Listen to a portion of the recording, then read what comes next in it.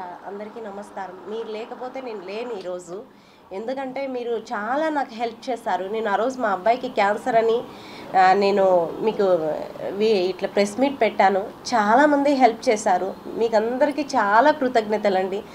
ఈరోజు నేను Apollo cancer హాస్పిటల్లో ఉన్నాను. అక్కడి నుంచి ఇక్కడికి రావడానికి కారణం ఏమిటంటే మా అబ్బాయికి ఇప్పుడు బోన్ మ్యారో ట్రాన్స్ప్లాంటేషన్ కంప్లీట్ అయ్యిందనే మీకు చెప్పడానికి ప్రెస్ మీట్ పెట్టి అందరికీ థ్యాంక్స్ చెప్పడానికే నేను వచ్చాను ఇక్కడికి. ఇంకొద్దిగా హెల్ప్ కావాలి, అందుకనే నేను ఇక్కడికి వచ్చాను. ఏంటంటే ఇప్పుడు ఆ రోజు ఏం జరిగిందంటే ఇక్కడ ప్రెస్ మీట్ పెట్టేసి నేను బెంగళూరుకి వెళ్ళేసాను. నాకేం తెలియదు అప్పుడు మా అబ్బాయి కండిషన్ సిచ్యువేషన్ బాగాలేదు. ఇక్కడ ప్రెస్ మీట్ పెట్టేసిన తర్వాత మళ్ళీ ఇక్కడ వీడియో మీ అందరూ సపోర్ట్ చేయడం వల్ల ఎన్టీఆర్ సార్ కాల్ చేయమని చెప్పేసి వెళ్ళారు అక్కడికి. ఇక్కడ కృష్ణ యాదవ్ సార్ చెప్పారనమాట. వచ్చారు అక్కడికి బెంగళూరుకి వచ్చి అక్కడ వీడియో తీసుకున్నారు. మళ్ళీ అక్కడ చాలామంది మేము హెల్ప్ చేస్తాము అని చెప్పేసి ఆ రోజు వీడియోలు అంతా మాట్లాడేసిన తర్వాత నేను ఇంకా వెయిట్ చేశాను. మా అబ్బాయికి అప్పటికే 70% బ్లాస్టర్ అయిపోయింది. ఇంకా నేను 3 days వెయిట్ చేశాను ఎవరైనా హెల్ప్ చేస్తారేమో అని చెప్పేసి. ఇంకా అప్పటికి నాకు ఏ కాల్స్ రాలేదు. సరే ఇంకా నేను ఏం చేయాలో తెలియదు. కానీ నాకు వీడియోలు చూసి విద్యాసాగర్ సార్ కాల్ చేశారు.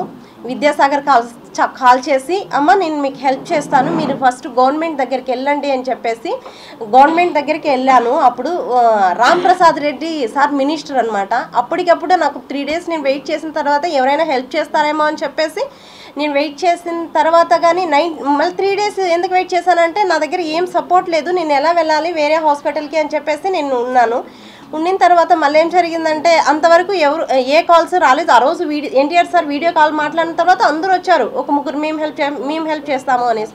మళ్ళీ 3 days వరకు ఏం రాలేదు కాల్స్. తర్వాత మళ్ళీ విద్యాసాగర్ సారు నన్ను కాల్ చేసేసి నువ్వు ఫస్ట్ అక్కడ గవర్నమెంట్ దగ్గరికి వెళ్ళండి అని చెప్పారు. మళ్ళీ నేను గవర్నమెంట్ దగ్గరికి వెళ్ళేసి రాంప్రసాద్ రెడ్డి సార్ దగ్గరికి వెళ్ళేసి అక్కడ మాట్లాడి అప్పటికప్పుడు నేను నైట్లో వెళ్ళాను 8:30కి వెళ్తే అప్పుడు అక్కడ ఆఫీస్ వాళ్ళు ఏం చెప్పారంటే ఏంటమ్మా మీరు ఈ టైంలో వచ్చారు అని చెప్పి, సార్ మా అబ్బాయి కండిషన్ చాలా సీరియస్గా ఉంది, హాస్పిటల్ వాళ్ళు మీరు వెళ్ళిపోండి అని చెప్తున్నారు అని చెప్పేసి చెప్పాను. ఓకే అని చెప్పి అక్కడ వాళ్ళు కానీ మీరు తిన్నారా లేదా, ఏంటి మీరు ఇట్లా వచ్చేసారా అని చెప్పేసి అక్కడ నాకు ఒక భోజనం ఇచ్చి అక్కడ నీళ్ళు తాగమ్మా నీకేం కాదు, మీ అబ్బాయికి ఏం కాదు, మేము ఉన్నామని చెప్పేసి మళ్ళీ అప్పటికప్పుడే లెటర్ టైప్ చేసేసి మళ్ళీ మార్నింగ్ CMRF దగ్గరికి పోయేసి నేను మళ్ళీ సచివాలయం దగ్గరికి వెళ్ళాను. అక్కడికి వెళ్తే నేను CMRF వాళ్ళతో మాట్లాడి అక్కడ వాళ్ళు 11 lakhs ఫస్ట్ ఈ 11 lakhs తీసుకునేసి మీ అబ్బాయిని వేరే హాస్పిటల్లో జాయిన్ చేయించండి అని చెప్పారు. Already LOC Apollo cancer hospital Teynampet Nandanam అనమాట చెన్నైలో, అక్కడ తీసుకున్నాము LOC. మళ్ళీ అక్కడి నుంచి తీసుకొని వచ్చేసి ఇక్కడ ఇచ్చామన్నమాట. ఇచ్చేసి అప్పుడు ఫస్ట్ జాయిన్ చేయించేస్తాం చెన్నై అపోలో హాస్పిటల్. అప్పుడు వాళ్ళు నాకు 10 lakhs డిపాజిట్ చేయాలా, BMT కదా అని చెప్పారు. నేను వాళ్ళని అడిగాను అనమాట, సార్ నా దగ్గర ఇప్పుడు 10 lakhs అర్జెంటుగా నాకు లేదు సార్, నా దగ్గర నేను కావాల్సి అంటే మీరు నాకు చెక్ ఇవ్వండి అని చెప్పారు. ఓకే నాకు 2 days టైం ఇవ్వండి, ఫస్ట్ అడ్మిషన్ తీసుకోండి సార్ అని చెప్పేసి నేను చాలా వాళ్ళని బ్రతిమలాడాను. సరే అని చెప్పేసి వాళ్ళు అడ్మిషన్ తీసుకున్న తర్వాత నెక్స్ట్ జాయిన్ చేయించారు. ఈ జాయిన్ చేయించడం వల్ల మీ అందరి సపోర్ట్ అనమాట. అదే నాకు ఎన్టీఆర్ సార్తో Krishna Yadav sir, next Vidyasagar sir, minister sir, next అందరూ నాకు ఫోన్పే చేశారు. చాలా మంది నాకు తెలియదు కానీ నాకు తెలిసిన వాళ్ళ పేర్లు చెప్పాను. TTD వాళ్ళు నాకు చాలా సపోర్ట్ చేశారు. మా హస్బెండ్ TTDలో కాంట్రాక్ట్ బేసిక్ మీద డ్రైవర్గా వర్క్ చేస్తాడు. అప్పుడు వాళ్ళ TTD ఎంప్లాయీస్ అందరూ చాలా సపోర్ట్ చేశారు. నేను అక్కడ జాయిన్ అయిన తర్వాత మళ్ళీ TTD వాళ్ళకి లెటర్ పెట్టాను అనమాట, ఈ 11 lakhs సరిపోదని చెప్పేసి. సరిపోకపోతే సార్ ఈ 11 lakhs సరిపోదు, 40 lakhs ఇచ్చారు సార్ వాళ్ళు అని చెప్పేసి. తర్వాత వాళ్ళు TTD వాళ్ళు ఓకే అని చెప్పేసి ఇచ్చారనమాట అమౌంట్.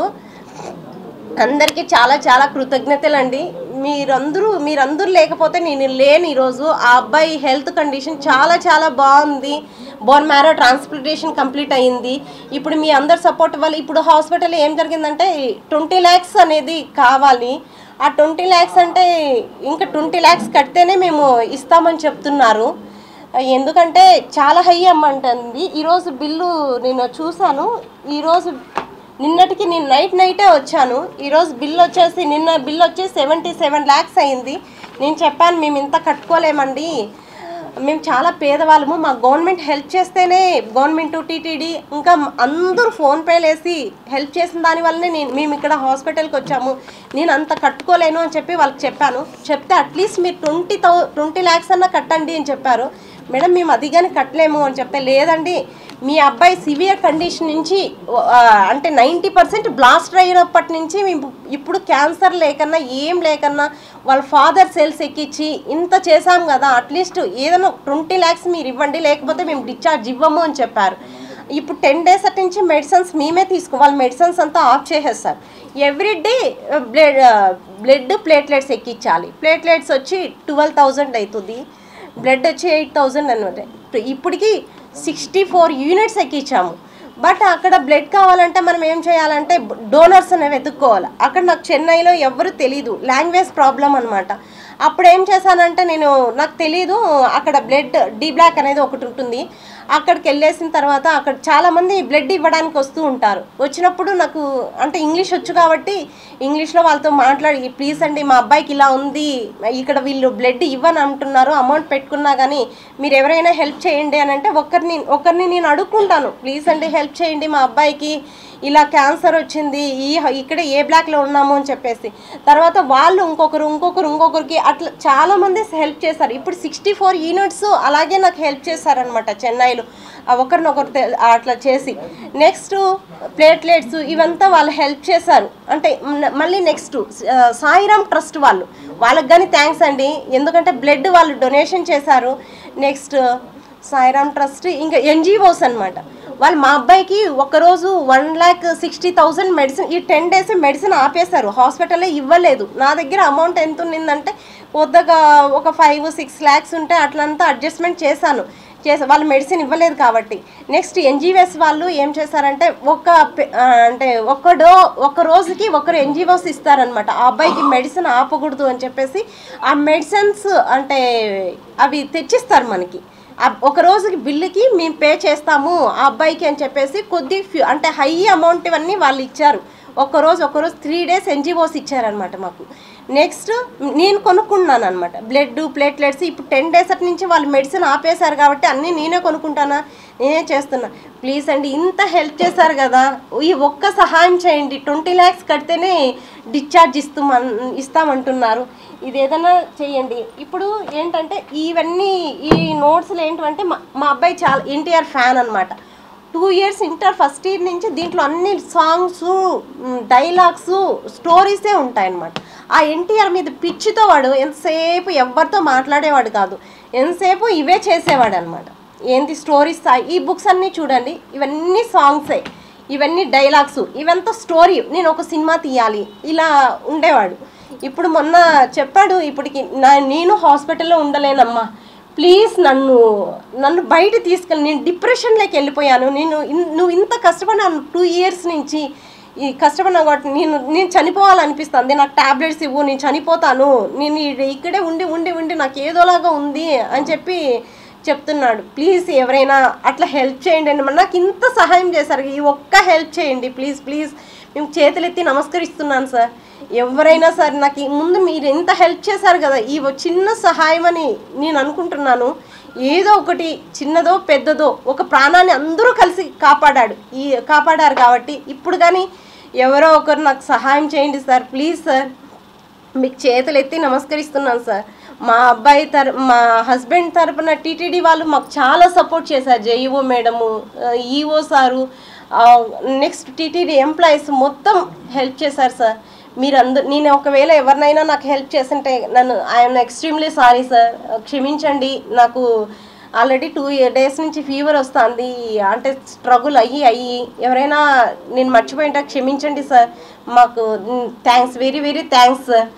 ప్లీజ్ ఈ ఒక్క సహాయం చేయండి సార్, చేతులెత్తి నమస్కరిస్తున్నాను సార్. ఆ అబ్బాయిని డిశ్చార్జ్ చేయించండి సార్, మేము అదే కోరుకుంటున్నాను సార్. ఇంకా ఆ అబ్బాయి ఏం చెప్తాను, నేను చనిపోతానమ్మా, నాకు టాబ్లెట్స్ ఇచ్చేసాయి, నేను చనిపోతాను, నా వల్ల కాదు ఈ జీవితం, నేను భరించలేను, 2 years నుంచి నేను ఇలాగే ఉన్నాను, నా వల్ల కాదు, హాస్పిటల్లో ఉన్నాను 2 years నుంచి. లాస్ట్ 22 December 28 అబ్బాయి కాల్ యాక్సిడెంట్ అయింది. కాల్ యాక్సిడెంట్ అయిపోయి నెక్స్ట్ హ్యూమనిటీ పవర్ తగ్గిపోయి ఆ క్యాన్సర్ వచ్చిందనమాట. అప్పటి నుంచి ఈ స్ట్రగుల్ అనేది పడుతూనే ఉన్నాను. ఆ అబ్బాయి నేనే ఎంతసేపు హాస్పిటల్లోనే అనమాట. ఆ అబ్బాయి ఏడుస్తుంటే నా ప్రాణం పోయిన, వెయిన్స్ అనేటివి ఉండవు వాళ్ళ క్యాన్సర్ వాళ్ళకి, గుచ్చుతూ ఉంటే అమ్మ అమ్మ అని అరుస్తుంటాడనమాట. ఇప్పుడు కానీ మార్నింగ్ నుంచి నాకు డిశ్చార్జ్ చేస్తేనే నేను మార్నింగ్ నుంచి అట్లీస్ట్ రైస్ గెంచి తాపుతారు ఆ అబ్బాయికి, అది కానీ తాగట్లేదు.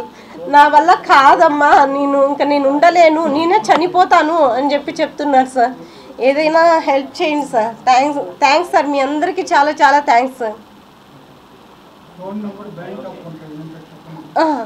Phone number 9490829381, PhonePe Google pay. మా హస్బెండ్ వచ్చి 9676330518.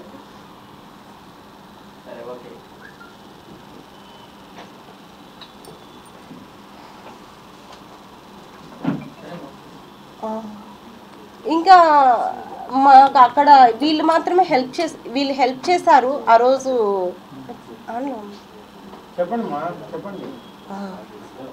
ఇప్పుడు ముందు ఎన్టీఆర్ సార్ హెల్ప్ చేయలేదు, ఇప్పుడైనా ఎన్టీఆర్ సార్ అబ్బాయికి హెల్ప్ చేయాలని కోరుకుంటున్నాం సార్.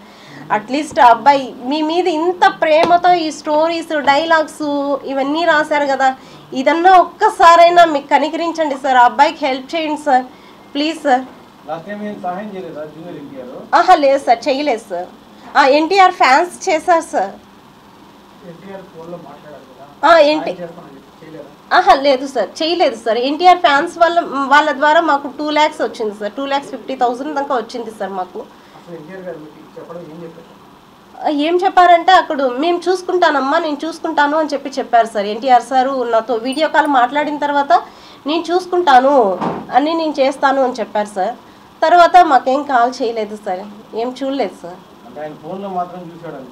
ఫోన్లో వీడియో కాల్లో మాత్రమే చూశారు సార్. చూసి ఆ అబ్బాయికి ధైర్యం చెప్పారు, ధైర్యంగా ఉండండి అని చెప్పారు సార్.